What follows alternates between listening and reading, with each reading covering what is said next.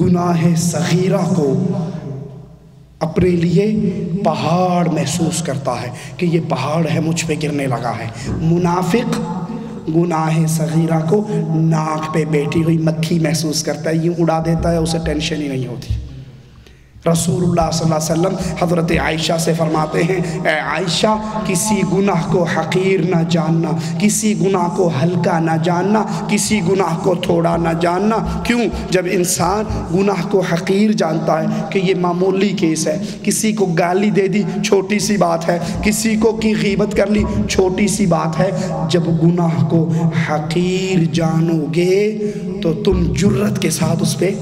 عمل پیرا ہوتے رہو گے اور یہ تمہاری بربادی کا سبب بن جائے گا۔ رسول اللہ صلی اللہ علیہ وسلم مر رسول اللہ صلی اللہ علیہ وسلم علی قبرین، آپ دو قبروں کے درمیان میں سے گزرے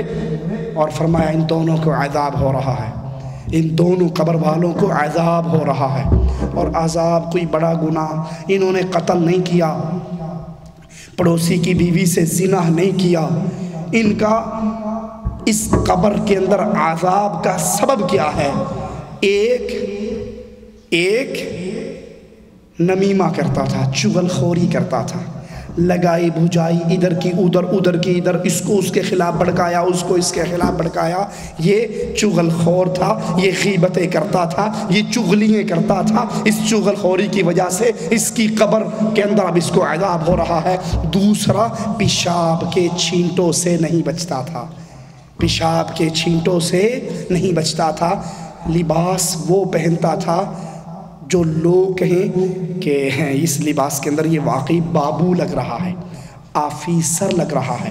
اور اگر کبھی حاجت ہو تو دیوار کے ساتھ کھڑا ہو کے آپ نے اکثر دیکھا ہوگا بازاروں میں، زپ کھولی اور دیوار پہ دھار مار دیں گے، اب وہ ساری چھینٹیں کپڑوں پہ آ رہی ہیں، جوتوں پہ آ رہی ہیں، کپڑے نجس ہیں، جوتے نجس ہیں، پیر گندے ہیں، لیکن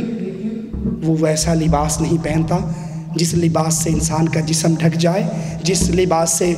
طہارت کے لیے بیٹھنا آسان ہو جائے، پیشاب کے چھینٹوں سے بچ جائے۔ یہ پیشاب کے چھینٹوں سے نہیں بچتا تھا، معمولی گناہ تھے، ان گناہوں کو یہ معمولی سمجھتے تھے۔ غیبت کرنا ہمارے نزدیک کتنا معمولی ہے، چغلیاں کرنا کتنا معمولی ہے،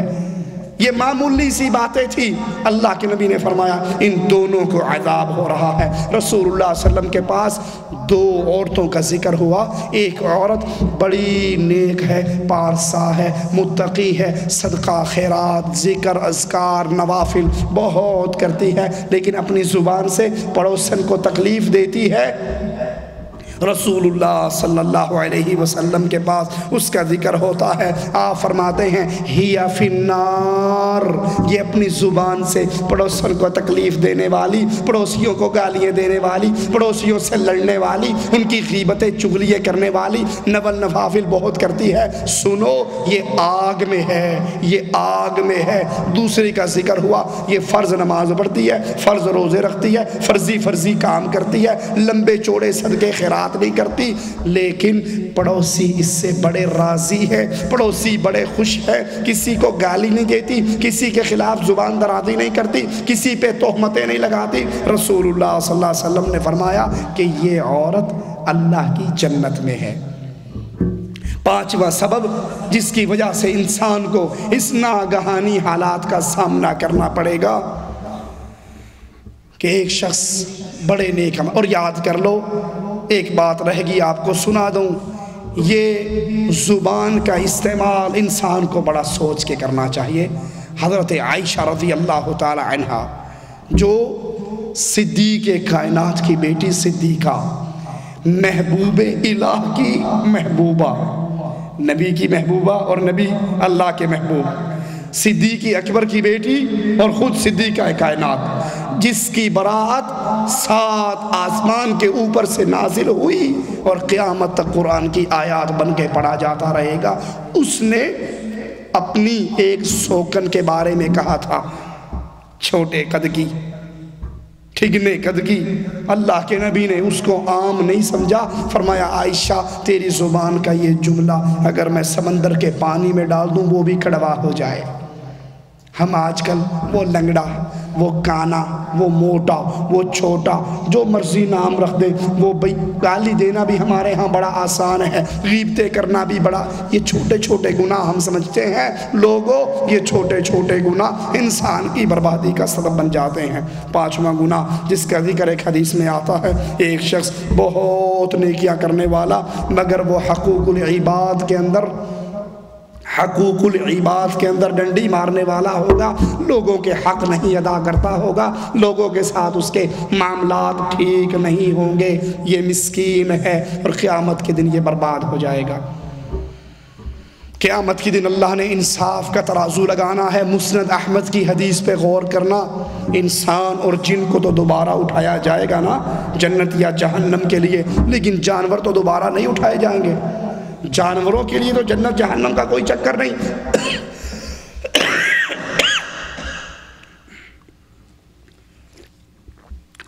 لیکن مسند احمد میں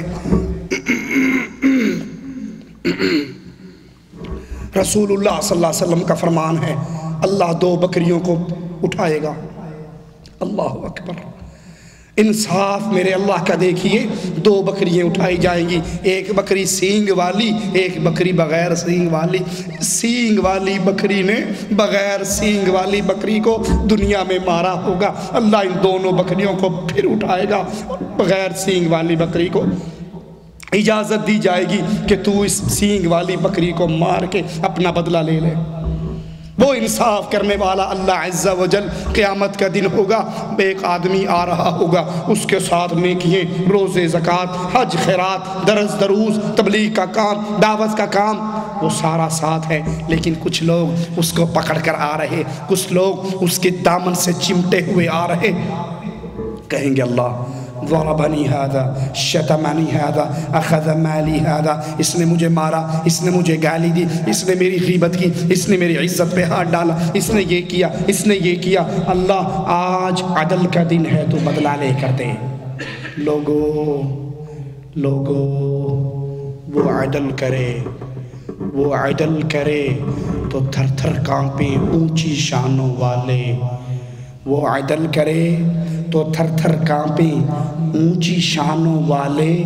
وہ رحمت کرے تو بخشے جائے مجھ جیسے منہ کالے۔ وہ عدل کرے، رسول اللہ صلی اللہ علیہ وسلم اسی لیے فرمایا کرتے تھے، اللہ کے پیارے حبیب کہ میں رسول اللہ ہوں، اللہ کا نبی ہوں، لیکن میں نہیں جانتا قیامت کے دن میرے ساتھ کیا ہونے والا ہے، تمہارے ساتھ کیا ہونے والا۔ یہ حشر کا میدان ہے، یہ اللہ کے دربار میں پیشی ہے، اب وہ چل رہا ہے، نیکیوں کے انبار ہے، کچھ لوگوں نے اسے پکڑا ہوا، اللہ کے دربار میں پہنچیں گے، اللہ کہے گا تو نے اس کو گالی دی تھی نا، وہ گالی دے کے بھول گیا، وہ گالی دے کے بھول گیا، احصاہ اللہ نے اس کا احصاء کر لیا، اللہ کے ہاں وہ نوٹ ہو گئی۔ وَنَسُوا، یہ کرنے والے بھول گئے، کسی کو ماں کی گالی دی، کسی کو باپ کی گالی دی، کسی کو کوئی گالی دے دی، مذاق میں گالی دے رہا ہو فلاں کا بچہ، اور فلاں کا بچہ، جانوروں کے نام پہ اس کے باپ کا۔ رسول اللہ صلی اللہ علیہ وسلم نے فرمایا لعنتی ہے وہ شخص، لعنتی ہے وہ شخص، ملعون ہے وہ شخص جو اپنے ماں باپ کو گالی دے۔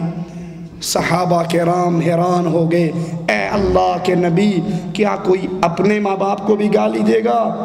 فرمایا یہ کسی کے ماں باپ کو گالی دیتا ہے، کسی کو کہتا ہے تو فلاں کا بچہ، تو فلاں کا بچہ، تو کافر کی اولاد، تو بے ایمان کی اولاد، تو منافق کی اولاد، یا جانوروں کے نام پہ کسی کو کتا کہہ دیا، کسی کو سور کہہ دیا، کسی کو خنزیر کہہ دیا، یہ گالیاں اس نے اس کے باپ کو دی، اس نے جواب میں اس کے باپ کو گالی دے دی۔ پھر سننا، صحابی رسول کہتے ہیں اللہ کے نبی کوئی بدنصیب اپنے ماں باپ کو گالی دے گا؟ کہا نہیں، یہ کسی کے ماں باپ کو گالی دیتا ہے، کسی کو کہتا ہے تو بے ایمان کا بچہ ہے، تو بے غیرت کی اولاد ہے، وہ جواب میں اسے کہتا ہے کہ تو بے غیرت کی اولاد ہے۔ فرمایا یہ اپنے ماں باپ کو گالی دلوانے کا سبب بنا۔ اگر یہ اس کے باپ کو گالی نہ دیتا وہ اس کے باپ کو گالی نہ دیتا، جو اپنے ماں باپ کو گالی دلوانے کا سبب بنے اس پر اللہ کی لعنت برستی ہے۔